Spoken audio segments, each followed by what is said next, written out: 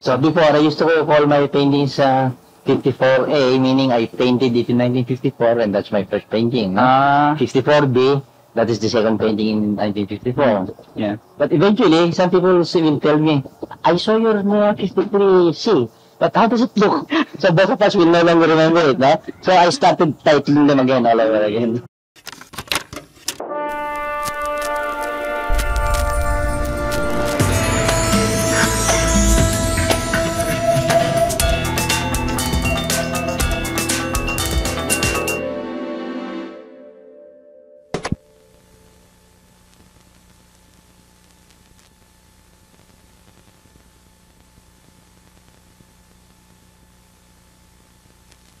Did you have any formal training in painting? I have not attended any formal school in painting. But when people say I'm self-study, it is a little misleading. Because self-study means that you didn't get any help from anybody, But the fact is, I got a lot of my help from books. Oo. The only thing lacking is formal schooling. So you don't have any bachelor's degree in fine arts? No. I'm just a high school graduate. Well, didn't you find this kind of a disadvantage? I did, oo. But on the other hand, maybe, knowing the handicap of not having gone to college, it made me work harder and study harder. For instance, first time when I was writing, knowing that my knowledge of grammar is up to the high school grammar only, I went out of my way to look for books that would help me. So I studied the English idioms all by myself. I got hold of several books on how to write. The very handicap that was imposed on me by my lack of college education pushed me to work harder and study harder. But you started your career as a literary man, right? I painted earlier than I wrote, But recognition came to me first as a writer. I see. Not as a painter. What kind of writing were you doing then? I was writing short stories, feature articles, plays, speeches for politicians, I see. both in English and in Tagalog. I even wrote for the movies and the radio. And as far as writing is concerned, to me it was a way of earning a living. So most of the writing that I was doing was pot boiling. Oh, yes, I see. But I was informed that you were also an editor of a paper once. I edited the Herald Midweek magazine before the war, and later on, after the liberation, I edited the Manila Chronicle magazine. Could you tell us something about your childhood? Where did you grow up? I was born in Santa Cruz, Manila, but I grew up here in Maypaho, Caloocan. From the age of 6 years old, we transferred here already. What school did you attend? All public school. I attended the Caloocan Elementary School. High school, I attended they call it the YMCA, Young Men's Christian Association Institute. Did you remember the first time you dabbled in the painting? As early as I could remember, maybe about 6 or 7 years old, I was already drawing and painting. Not all children do, Oh, I see. Now, seriously, when I was about 18. What kind of drawings or paintings were you doing then? Realistic. Our generation of Manansala and the others, so we all started in the realistic manner. I mean, at the age of 18, the idea of modern art hasn't come to the Philippines? Yes, not yet. But has Mr. Daves introduced his modern art yet? No, at that time, not yet. While we owe Daves a lot because he was the one who publicized modern art in the Philippines, my introduction to modern art was not really Daves. My introduction to modern art was through magazines. Because I used to work with Philippine Education. Yes. And all of the magazines were available to me. Because the Philippine Education was a dealer of magazines and books. Yes. I first saw modern art in the old Vanity Fair magazine. And in the old Dial magazine. What paintings were this? Oh, by Picasso and some of the moderns. And my first reaction was a little... I was repulsed at the beginning. Because I thought, what are these people trying to do? The first time I saw them, I saw the paintings of Picasso, I thought he was just pulling my legs. I see. But eventually, through constant exposure and reading about them, I was convinced that you can express more through the modern idiom than through the academic manner. So there was a slow transition from the almost photographic way of painting, to simplifying my figures, and I think you have seen an example here. The figures are still there, but the eyes have been eliminated, you know, and the rendering has been simplified. And there were some distortions already. Who were the painters painting then during your adolescence? Before I was recognized, the only painters that I recognized are Morsolo and his group, you know, Fernando La Rosa, Fernando Morsolo. Now, the first painters with the modern tendency that I admire was Diosdado Lorenzo. It is Lorenzo who made an impression in me. Unfortunately, Mr. Lorenzo seems to be underrated up to now. It's Mr. Edades who seems to be... Mr. Edades has been credited as the father of modern art, not necessarily as the best modern painter. I think there should be a distinction. Yes, that's everybody recognized a debt of gratitude to Professor Edades for introducing and popularizing the modern art movement through his writings. Edades has done some good pieces, but as far as recognition is concerned, he is more recognized for his writings on modern art, especially when Tolentino started attacking modern art. Yes. It was Edades who defended it through his writings. I don't say that Edades is not a good painter, no? But this is purely personal. I was impressed more by the paintings of Lorenzo than by the paintings of Edades. On the other hand, I am very grateful that Edades, Professor Edades, popularized because of modern art. During this time, did you see any of the paintings of Mr. Amorsolo? Oh yes, everybody admired Mr. Amorsolo. I admired his paintings. Even though you were more tuned towards modern art? Even after I had gone to modern art, I still admired the paintings of Mr. Amorsolo, Fernando Amorsolo. That was wrong, or the ones who were copying Mr. Amorsolo. I've heard rumors that stories that Mr. Amorsolo was encouraging his students to imitate him. I don't know if he did it consciously. Every time you have a good painter, it is only natural that many young painters will be influenced. No? But I don't know if he said it in so many words. You copy me. As a painter, you really did not have anything against conservative art? No. I have never had that attitude. Because to me, I don't believe even in this subdivision of conservative art and modern art. I only believe in three things in painting, which are the bad painting, the indifferent painting, and the good painting. Of course, I'm in favor of the good painting. Whether it is conservative, modern, or surrealist, or whatever it is in itself, you know?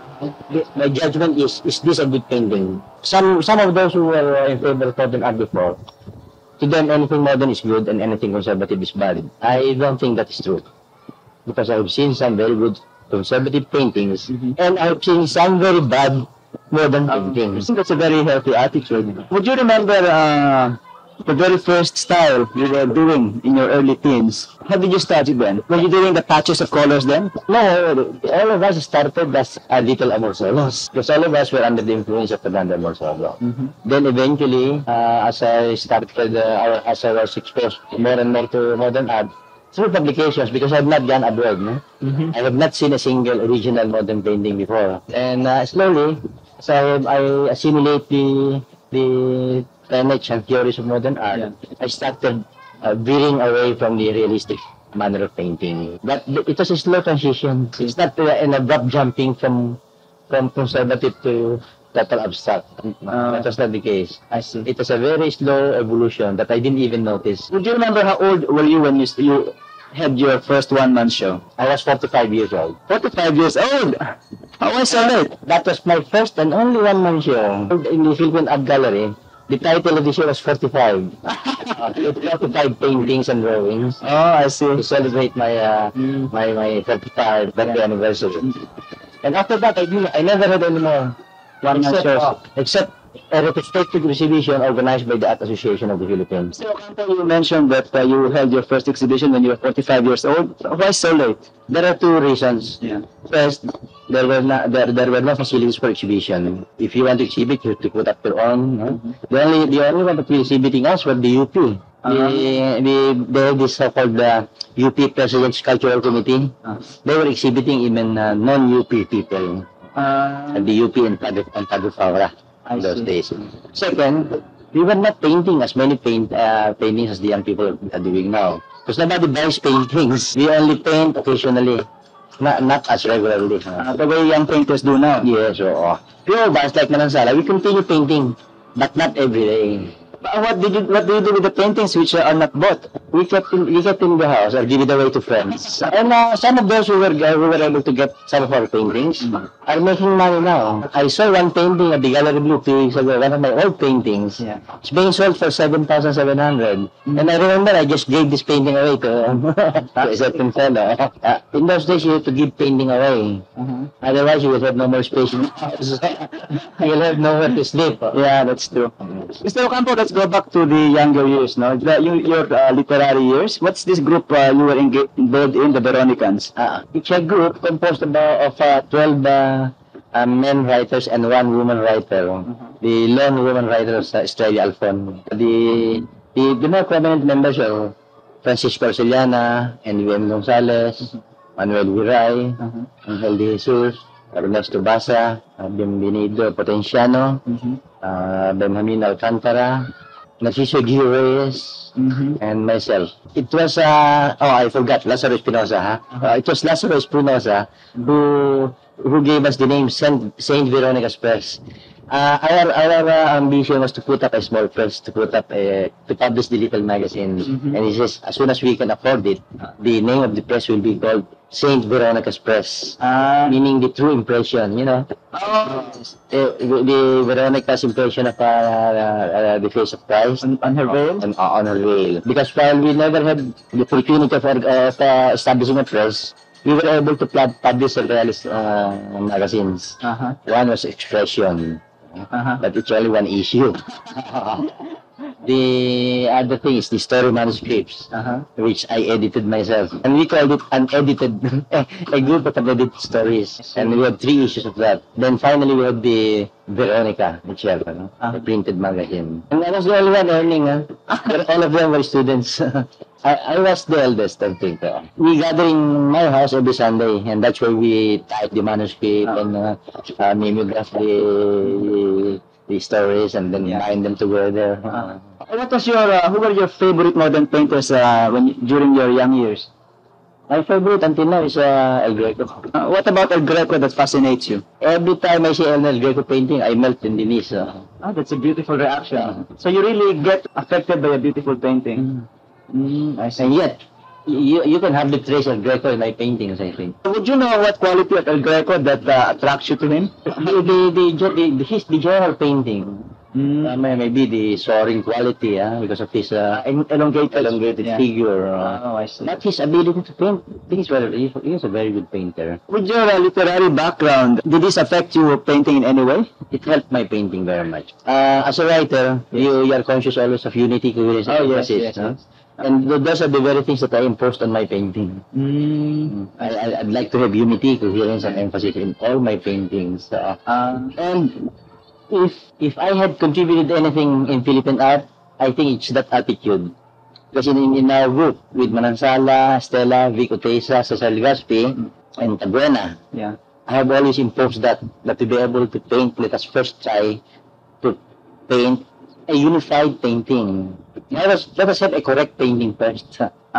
Because without unity, coherence, and emphasis, you cannot have a painting. You cannot have a composition. What kind of writing were you doing during your Veronican years? Well, here it says you were doing proletarian short stories. Why not? There's nothing wrong with that.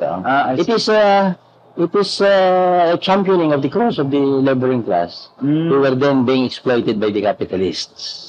Was this idea of the capitalist exploiting the poor in existence at the time? Exploitation in the sense that before the advent of the trade unions, the laborers were helpless because they were not organized. I see.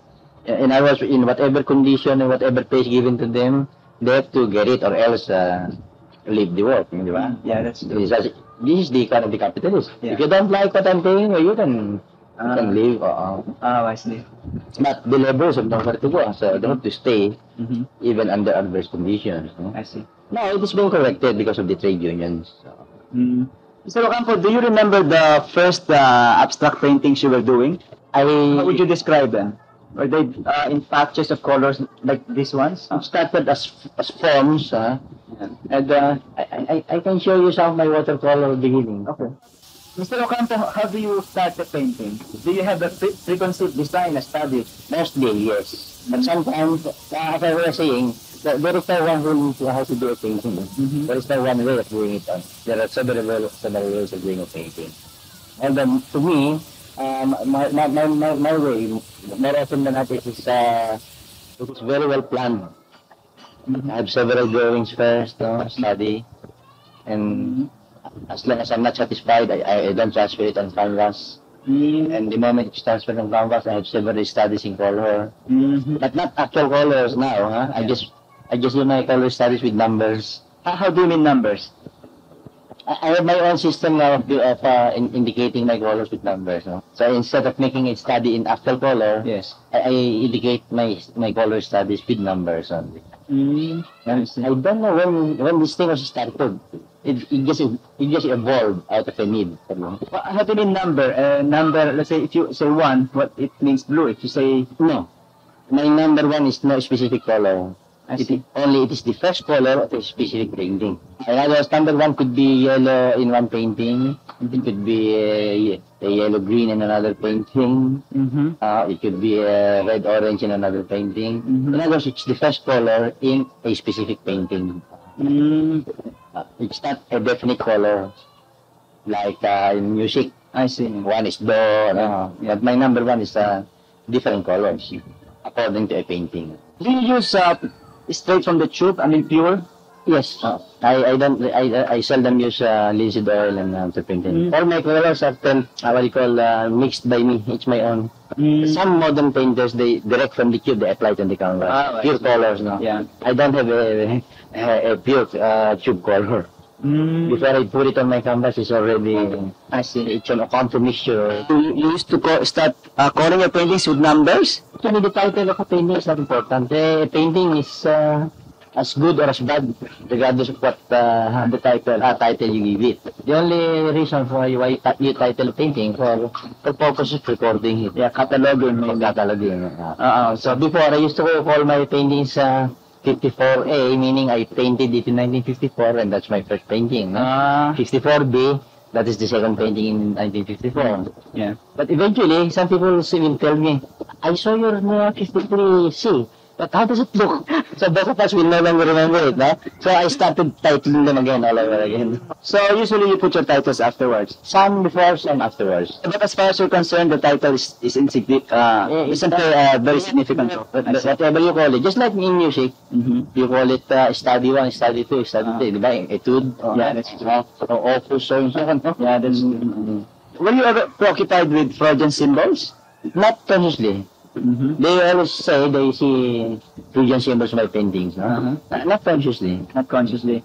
At least, there is a definite idea in this painting. The one who ordered the painting wanted me to do a nude. Yeah. But I told him, I'm not very good at a realistic nude anymore. Yeah. I can make a nude for him, but it will not be a very good nude, no? I see. So I told him, let me do it my way. Yeah. I'll give you a painting, and the title will be Homage to the Reclining Nude. Oh, yeah. But maybe you will not see the nude. I told him. How did you do this division of lines? How did you start this? How do you divide your areas? With a pentel pen? Is that No, the drawing is first put on with the charcoal sticks, no? Then the moment you are satisfied with the drawing and you want to fix it, I use India ink with brush and India ink. Then after that, I start coloring. Now, as I say, there are various ways of starting a painting. Sometimes it starts with several studies first, several drawings first, no?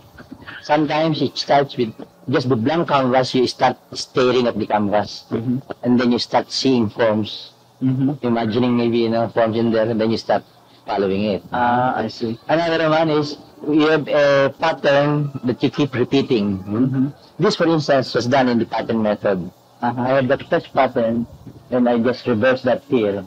You see, Yeah. But no longer in the exact size. This is a little larger than that first one.